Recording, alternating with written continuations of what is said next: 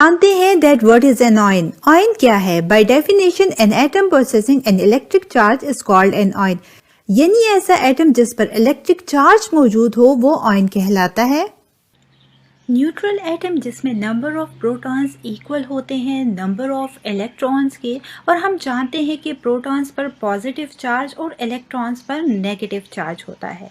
जब कभी इक्वल और ऑपोजिट चार्ज मौजूद होता है ये एक दूसरे की इफेक्ट को कैंसिल आउट करता है, जिसकी वजह से हमारे पास नेट चार्ज ज़ीरो हो जाता है। यही वजह है कि atom is electrically neutral. Atom पर कोई चार्ज नहीं होता।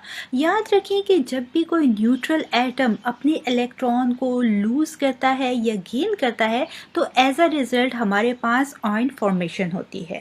और आयन जब कभी फॉर्म होता है इसमें नंबर ऑफ प्रोटॉन्स कभी भी इक्वल नहीं होते नंबर ऑफ इलेक्ट्रॉन्स के।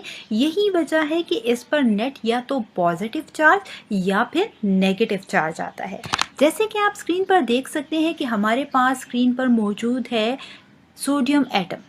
सोडियम एटम जिसमें नंबर ऑफ प्रोटॉन्स आप न्यूक्लियस में देख सकते हैं 11 है, जबकि इसके नंबर ऑफ इलेक्ट्रॉन्स जो कि हमारे पास न्यूक्लियस के अराउंड इलेक्ट्रॉन रिवॉल्व कर रहे हैं ये भी 11 है। सो इस तरीके से number of protons and number of electrons दोनों ही सोडियम एटम में 11 होने की वजह से सोडियम एटम इलेक्ट्रिकली न्यूट्रल है। लेकिन जैसे ही सोडियम अपने एटम अपने वैलेंस शेल में मौजूद एक इलेक्ट्रॉन को लूज करता है तो एज अ रिजल्ट हमारे पास नंबर ऑफ इलेक्ट्रॉन्स डिक्रीज हो जाते हैं और अब की बार हमारे पास लॉस ऑफ इलेक्ट्रॉन की वजह से आयन फॉर्मेशन हो रही है। आयन फॉर्मेशन में आप देख सकते हैं कि अब जो प्रोडक्ट साइड पर हमारे पास आयन फॉर्मेशन हुई है यहाँ पर नंबर ऑफ प्रोटॉन्स जो न्यूक्लियस में सेम है 11 है, लेकिन नंबर ऑफ इलेक्ट्रॉन्स जो हैं अब हमारे पास 1 इलेक्ट्रॉन लूज करने के बाद सोडियम एटम जब सोडियम आयन फॉर्मेशन करता है तो एज अ रिजल्ट हमारे पास नंबर ऑफ इलेक्ट्रॉन्स जो होते हैं वो इक्वल हो जाते हैं 10। इट्स मीन कि number of protons and number of electrons equal नहीं है। यही वजह है कि हमारे पास आयन फॉर्मेशन हो रही है। टू टाइप्स ऑफ आयन्स होते हैं, one is positively charge ion and the other one is the negatively charge ion. Positively charge ion जिसे कैटायन कहा जाता है, जबकि नेगेटिवली चार्ज आयन जिसे एनायन कहा जाता है।